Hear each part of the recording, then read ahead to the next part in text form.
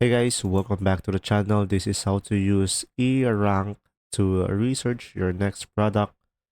And now, first, just simply go to the erank.com and this will be their dashboard.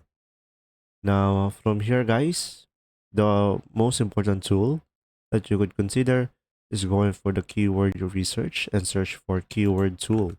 So guys, from here, first thing that you must understand is select this one and you will have multiple options over here. So depending on your store, so you could go for Etsy, eBay, or Amazon.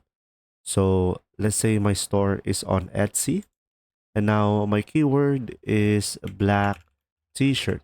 So this is just for an example.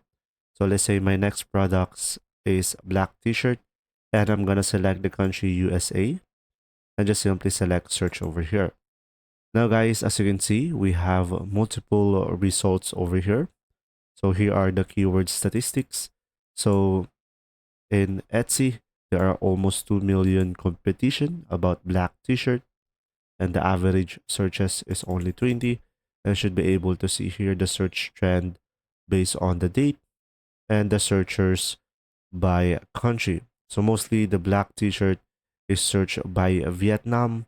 And if you scroll down further, you should be able to see here multiple keywords that you could use for your product, and you will have here keyword match. So you could go for default, you could go for phrase, exact, or broad. So I recommend going for the broad, so you should be able to see if it's a good product. So from here, as you can see on the Etsy competition, the lowest one over here is 50,000. So this one is a black t-shirt mock-up. So guys, this is a good keyword for your next product.